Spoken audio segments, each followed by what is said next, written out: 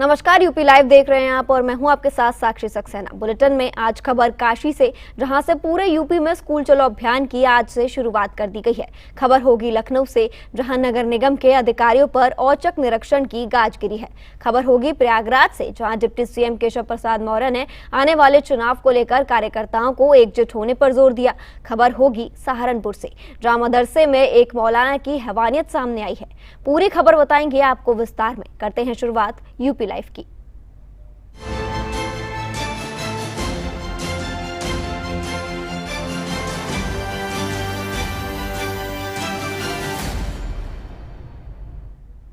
खबर वाराणसी से है, जहां पूरे यूपी में स्कूल चलो अभियान की शुरुआत हुई है। सीएम योगी आदित्यनाथ का मंच से संबोधन भी सामने आया। अगले साल तक 100% नामांकन का लक्ष्य रखा गया है। हर बच्चे को स्कूल से जोड़ने पर सरकार का फोकस है। इसी के साथ ही ड्रॉप आउट रोकने के लिए भी सख्त रणनीति कानून लागू किए गए हैं। आपको बता दें, वाराणसी से पूरे यूपी में स्कूल चलो अभियान की शुरुआत कर दी गई। सीएम योगी आदित्यनाथ का भी संबोधन सामने आया। अगले साल तक 100% नामांकन का लक्ष्य रखा गया है। इसी के साथ ही हर बच्चे को स्कूल से जोड़ने पर सरकार फोकस कर रही है। इसी के साथ ही ड्रॉप आउट रोकने के लिए भी सख्त रणनीति लागू कर दी गई है। आपको बता दें, वाराणसी से ये स्कूल चलो अभियान की शुरुआत हो गई है और सीएम योगी आदित्यनाथ का इसी को लेकर संबोधन सामने आया।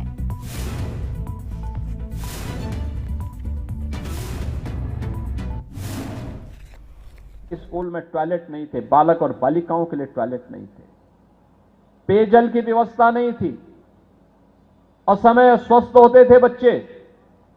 आज मुझे इस पर गौरव की अनुभूति होती है कि आदरणीय प्रधानमंत्री जी की प्रेरणा से, उनके मार्गदर्शन और उनके नेतृत्व में आज बेसिक शिक्षा परिषद की लगभग सभी विद्यालयों में बालक और बालिकाओं के लिए अलग अलग टॉयलेट, पेयजल की व्यवस्था हुई है और ड्रॉप आउट रेट 19% से घट करके आज मात्र 3% तक पहुंचा है।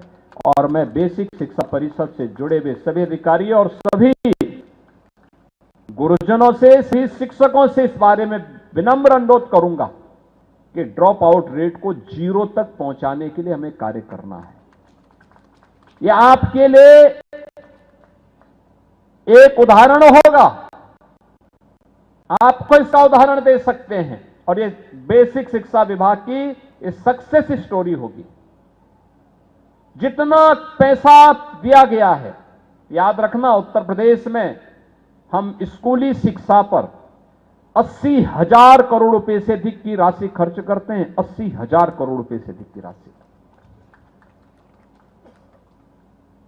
इसका रिजल्ट आना चाहिए। ये पैसा इसलिए दिया जाता है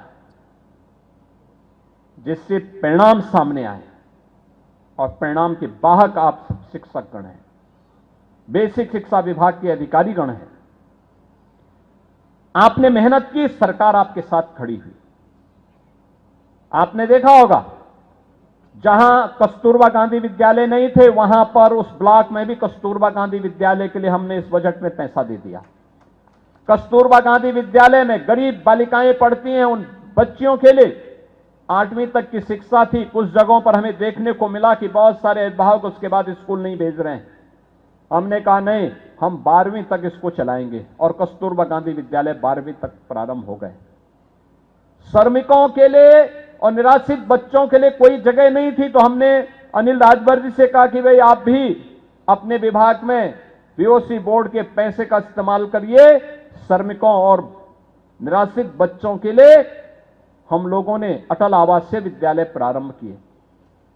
अब हर जनपद में पहले चरण में 2-2 सीएम कंपोजिट विद्यालय और इस बार के बजट में भी 2-2 और विद्यालय के लिए हम लोगों ने प्री प्राइमरी से लेकर के 10-12वीं तक एक कैंपस में सभी बच्चे अत्याधुनिक शिक्षा प्राप्त कर सकेंगे। इसके लिए धनराशि उपलब्ध करवा रहे हैं। 6ठी क्लास से मैं पहली 6 वर्ष का बच्चा होगा, उसका पहली क्लास में एडमिशन होगा। लेकिन 3 से 6 वर्ष के बच्चे क्या करेंगे, उनके लिए प्री प्राइमरी के रूप में बाल वाटिका हर आंगनवाड़ी केंद्र में बनाने का कार्य युद्ध स्तर पर आगे बढ़ा है। हमने धनराशि की व्यवस्था की है। ये परिवर्तन बच्चे मुझे याद है 17 के पहले ये बच्चे 60% से ऊपर बालिकाएं नंगे पैर चलती थी। बदन में सर्दी हो गर्मी हो एक फटी हुई कुर्ती होती थी। बालकों की भी स्थिति कमोवेश यही थी।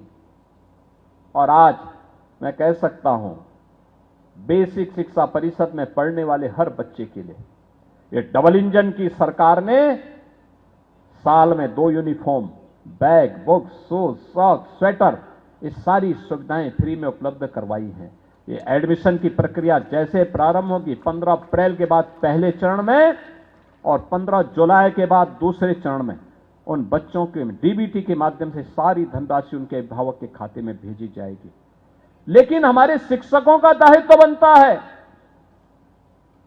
कि हम हर अभिभावक के साथ संवाद बनाएं और संवाद बना करके हम ये व्यवस्था सुनिश्चित करें कि वे अभिभावक अपने बच्चों के लिए यूनिफॉर्म जरूर बना लें, बैग ले लें, उनके लिए बुक्स तो उपलब्ध करवाया जा रहा है, लेकिन जूता, मोजा, ये सभी यूनिफॉर्म और सर्दियों में स्वेटर जरूर खरीदें।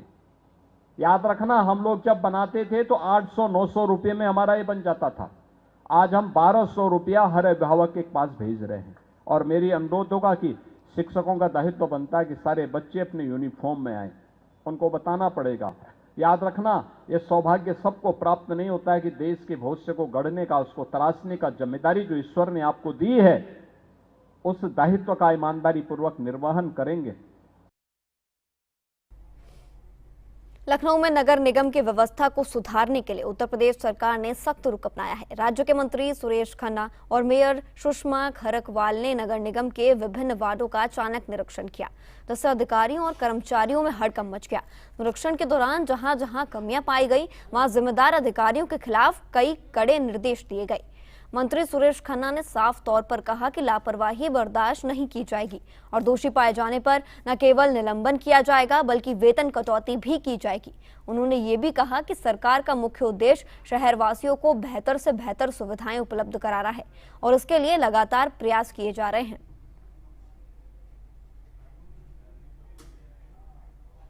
मेयर साहब भी हैं, नगर आयुक्त भी है और काफी नगर निगम के लगभग सभी संबंधित अधिकारी भी साथ में हैं। ये वार्ड है खासतौर से मैथिली श्रवण ward, Indira Nagar ward number 80 जो मुंशी पुलिया के पास है, और इस्माइलगंज फर्स्ट, और यह है बाबू जगजीवन राम वार्ड। इसमें जो सफाई की व्यवस्था है उसमें बहुत ज़्यादा सुधार की भी आवश्यकता है। जो कमियां देखी हैं उसके लिए कह दिया गया है कि जिन लोगों ने की भी जिम्मेदारी यहाँ पर बनती है उनके खिलाफ सस्पेंशन की भी कार्रवाई होगी और उनका वेतन भी कटेगा। तो ये अपने आप में, क्योंकि परसुएशन भी आवश्यक है और पनिशमेंट भी ज़रूरी है। कोशिश ये की जा रही है कि बेहतर से बेहतर सुविधा लोगों को उपलब्ध हो। ट्रांसफार्मर्स का भी कूड़ा अभी होली से पहले भी एक दिन थे प्रशासनिक अधिकारी थे, उनके साथ बैठ के बात भी हुई थी और ये कोशिश थी कि शायद उस समय जिस समय सफाई हो उस समय बिजली की लाइन ऑफ कर दी जाए ताकि किसी प्रकार की दुर्घटना की अंदेशा न रहे। लेकिन इस साइड में भी अभी जो ट्रांसफार्मर के आसपास का कूड़ा बहुत जो हमारे लिए वो भी बहुत बड़ी चुनौती बनी हुई, उसको भी साफ करने के लिए कह दिया गया है कि बिजली ऑफ करके उसको भी जाए। अगली खबर प्रयागराज से है, जहां डिप्टी सीएम केशव प्रसाद मौर्य का बड़ा बयान सामने आया है। 2027 चुनाव को लेकर कार्यकर्ताओं से जुड़ने पर उन्होंने जोर दिया। इसी के साथ ही 12 विधानसभा सीटों पर कमल खिलाने का लक्ष्य भी रखा है। सपा प्रमुख अखिलेश यादव के दावों पर भी निशाना साधा है। महिला सम्मान और विकास को प्राथमिकता बताया। आपको बता दें, डिप्टी सीएम केशव प्रसाद मौर्य का प्रयागराज से बड़ा बयान सामने आया है।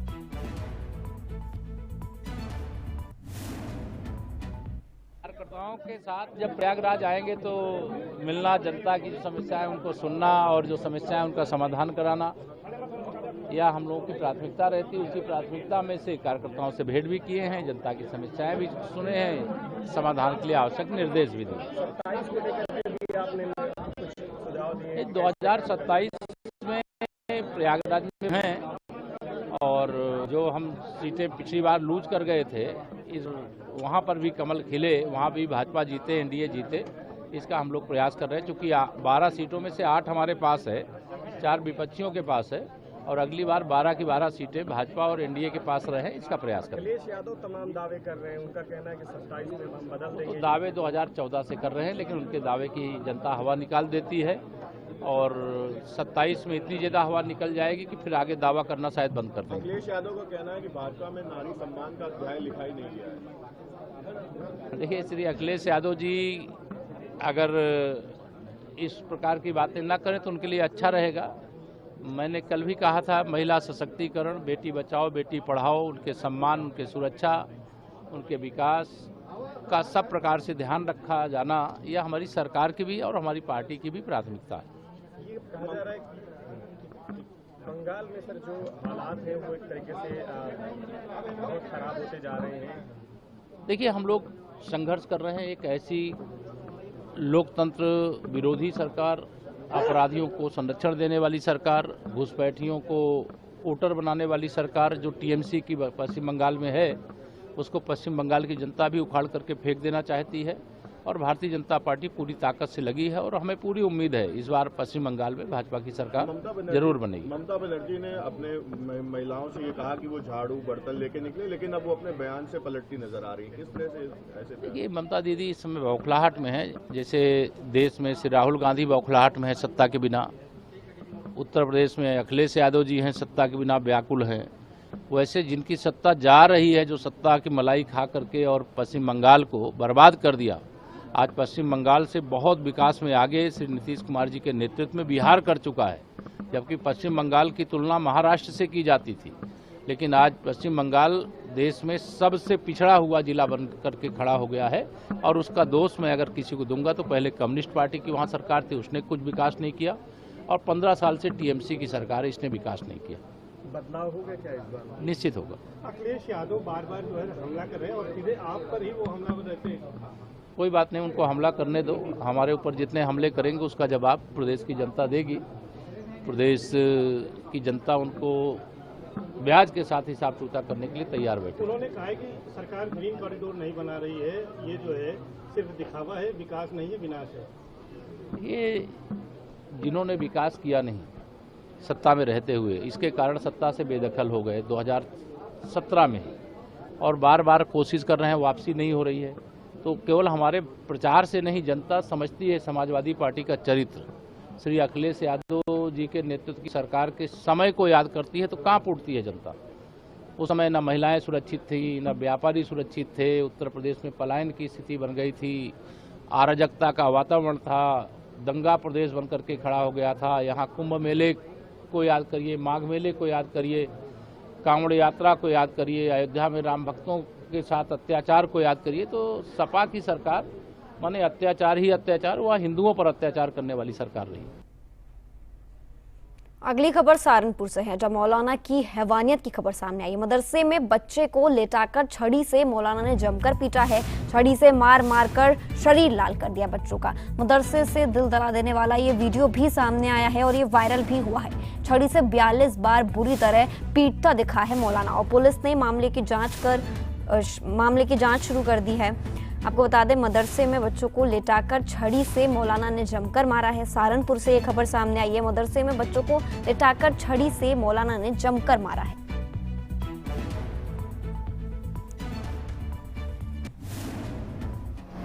सोशल मीडिया के माध्यम से एक वीडियो संज्ञान में आया जिसमें कि एक बच्चे के साथ 2 व्यक्ति पिटाई करते हुए उसकी दिखाई दे रहे हैं। ये इसमें अवगत कराना है कि ये वीडियो कुछ वक्त पुराना है और ये कस्बा गंगो के दारुल उलूम जकरिया मदरसे का है, और इस संबंध में थाना गंगो पर सुसंगत धाराओं में दोनों अभियुक्तों के विरुद्ध मुकदमा दर्ज कर लिया गया है और इन दोनों अभियुक्तों को गिरफ्तार कर लिया गया है और इसमें विधिक कार्रवाई की जा रही है। यूपी एटीएस की बड़ी कार्रवाई देखने को मिली। आतंकी साजिश का खुलासा किया है। क्यूआर कोड के जरिए ये लोग फंडिंग करते थे। इसी के साथ ही पाकिस्तानी हैंडलर के इशारे पर काम कर रहा था ये गिरोह। मुख्य आरोपी साकिब उर्फ डेविल को पुलिस के शिकंजे में है। आगजनी कर फैलाते थे दहशत और वीडियो भी पाकिस्तान में भेजते थे। आपको बता दें, यूपी एटीएस की ये बड़ी कार्रवाई सामने आई है। पाकिस्तानी हैंडलर के इशारे पर ये गिरोह काम कर रहा था जो अब गिरफ्तार हो गया है। आतंकी साजिश का ये बड़ा खुलासा हुआ है। QR कोड के जरिए ये लोग फंडिंग करते थे और इसमें मुख्य आरोपी साकिब उर्फ डेविल पुलिस के शिकंजे में है। आगजनी कर ये दहशत फैलाते थे, वीडियो भी पाकिस्तान भेजते थे। यूपी ATS की ये बड़ी कार्रवाई देखने को मिली है, जहां आतंकी साजिश का खुलासा हुआ है। QR कोड के जरिए फंडिंग की जाती थी और पाकिस्तानी हैंडलर के इशारे पर ये ग्रुप काम कर रहा था।